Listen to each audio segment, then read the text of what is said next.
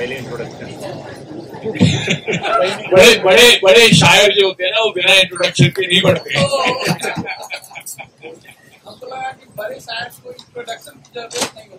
हाँ ये भी है, ये भी है। तो क्या मतलब तुम इतने बड़े शायर हो कि परिचय की जरूरत नहीं है, या जो तुमने मुझे लिख के दिया था वो मैं पढ़ दूंगा?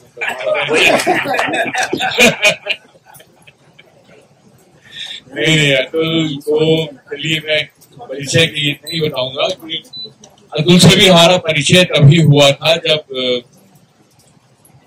इंटरनेट आया ही था, ब्लॉगिंग शुरू हुई थी, यूनिकोड भी पूरी तरह से नहीं था उस समय। तो तब से जो एक लोगों का ग्रुप था उसमें से रमन भाई ब्यूनी में से हैं, तो शुक्ला जमाने के थे।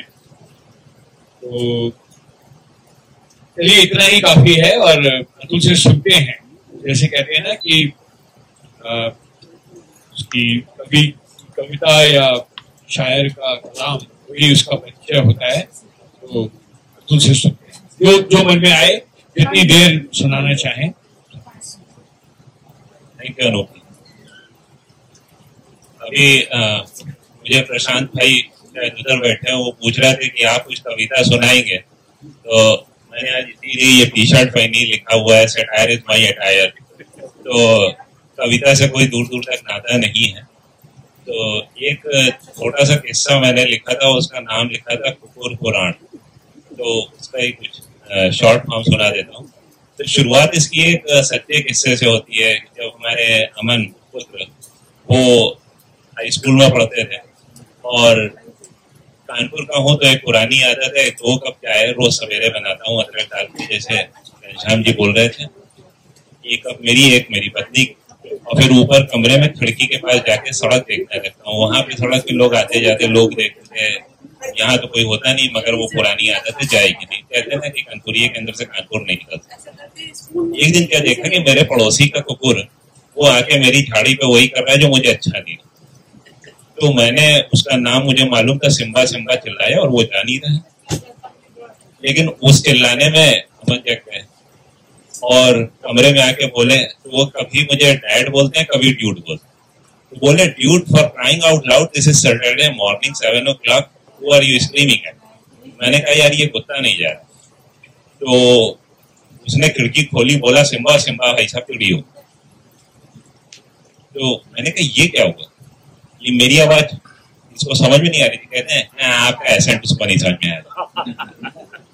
मैंने कहा लानत यार, यहाँ इंदिरा गांधी इंटरनेशनल एयरपोर्ट पे उतरते ही कॉलर ऊंचा करते हैं, मैं नाराई है, यहाँ कुत्ते ने तो सब फजीयत कर दी। पता नहीं ऑफिस में लोग मेरी कैसी बात समझते हैं। खैर वो बिफोर कोविड का टाइम था, फिर आफ्टर कोविड में ऐसा हुआ कि मुझे भी हो गया। तो यहाँ से थोड़ा सा फिक्शन है, कितना फिक्शन है वो आप ही समझ लीजिएगा कि सारे फिक्शन कि मुझे कोविड बहुत लोगों को हुआ था, मुझे भी हो गया। तो जब मैं श्वास लाभ कर रहा था तो ऐसे एक पार्क में टहल रहा था, तो दूर देखा तमाम सारे लोग हैं, उनके कुकुर हैं। अच्छा, जिनके कुकुर होते हैं कुत्ते, वो उन्हें कुत्ता नहीं कहते, वो उनकी मम्मी डैडी हो। तो चाइनीज लोग हैं, अंग्रेज हैं, हिंदुस्तानी है, और उन सब के कुकुर है। अचानक मुझे आवाज सुनाई दी, अंकल, ये अंकल अंकल अंकल। यहाँ तो कोई बच्चा भी नहीं है, ये अंकल अंकल कौन चिल्ला रहा? देखा एक छोटा सा कुकुर दौड़ता हुआ आ रहा है अंकल अंकल कहते हुए। मैंने अपनी चिकोटी गाड़ी सपना देख रहा हूँ क्या? तो वो कहता है नहीं नहीं अंकल, ये कोविड का साइड इफेक्ट है, अब आपको हमारी फ्रीक्वेंसी पकड़ में आ रही है। मैंने कहा, वो अचानक वो पीछा मुड़ के कहता है, अरे भाई सब जने आ जाओ, मिल गए। मैंने कहा काटोगे क्या? कहता है नहीं नहीं नहीं काटेंगे नहीं, हमारे जो मम्मी पापा है ना वो हम लोग के साथ बड़ी ज्यादती करते हैं, तो वो ना करें तो आप हमारी फ्रीक्वेंसी पकड़ में आ रही है और आपको उनकी भी फ्रीक्वेंसी पकड़ में आती है, उनको समझा दीजिए। मैंने कहा क्या? तो सबसे पहला आया उसका नाम था पिंटू एहलुवालिया, तो लास्ट नेम घर वाले रख देते हैं ना, तो पिंटू एहलुवालिया। तो वो बोलता है जो मेरी मम्मी है उनको सोशलाइजिंग का शौक है, ये सब समोसे पार्टी बहुत करती है और जितना बचता है मुझे खिला देती है। बॉडी शेमिंग होती है, पड़ोस पड़ोस के जो बाकी जो है एल्सेशियन है वो मेरा मजाक उड़ाते हैं। भाई हमारी कोई सेल्फ प्रेस्टीज है कि नहीं है?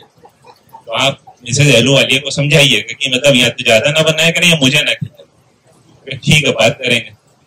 फिर एक दूसरे आए, वो कहते हैं कि बहुत हाइपर क्रिएटिव हैं आप इंडियंस। मैंने कहा क्यों? कहते हैं वो जो अवतार अंकल है हमारे डैडी, वो तो सबको जो है बैठ के वो मोदी जी का स्वच्छ अभियान चल रहा है और मेरे को 75 फीट की लीश बांध के जो है यार्ड में छोड़ देते हैं। Do your business. बाकी लोग जो है मेरा मजाक उड़ाते हैं। फिर तीसरा है, वो कहता है कि आप इंडिया जो है सिवाय मर्सिडीज बेंज और लेक्सस टाइप की गाड़ियों के कभी जो है जीप या ट्रक टाइप की चीज क्यों नहीं लेते? मैंने कहा भाई तुम्हें क्या तकलीफ है उससे? कहते हैं अरे वो बगल में डेव अंकल है, वो अपने साथ में टॉमी को ले जाते हैं, होम डिपो जाता है, बीच में जो है जैसे ही अंकल उठ के जाते हैं होम डिपो, उनकी जो है कोका कोला से सिपी मार लेता है चुपके से, खुली हवा में मजे लेता है और मुझे कहीं बाहर जाने को नहीं मिलता। भाई गजब है। एक था उसको पुनर्जन्म किया, तो वो आया कहता है देखिए मेरा पिछले जन्म में नाम शेरू था और मैं शामली कस्बे में रहता। मैंने कहा ये पहली बार सुन रहा हूँ, मतलब इंसानों को जो है पुनर्जन्म बड़ी मुश्किल से याद होता है, तुम्हें याद है? कहता नहीं सुनिए, बहुत दिक्कत। वो वहां पे तो मेरी टोली थी, कालू था, पीलू था, छबरा था और मैं उन सब का नेता था। बल्कि छबरा ने तो मेरी शान में कसीदा पढ़ा था, एक शेर कहता था शान हो तो हो ऐसी जैसी शेरू भाई की शान, जिस गली से निकल जाते हैं पिल्ले चिल्लाते हैं अप्पा जान अप्पा जान।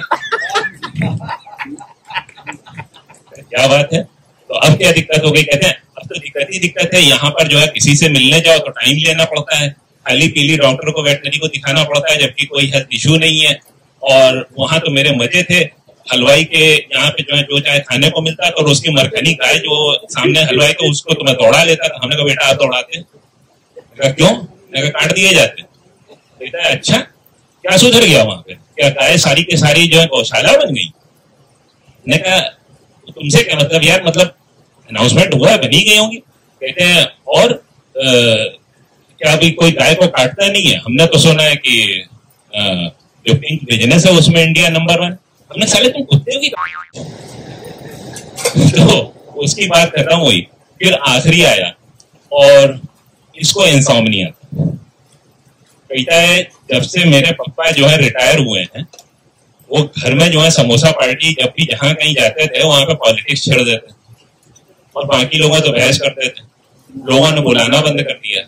फिर क्या हुआ? कहता मम्मी ने कराओके मशीन ला के दे दी, जो बाथरूम में गाते थे अब दिन में गाते। मेरे को नींद नहीं आती, नींद हराम कर रखी है आप लोगों ने।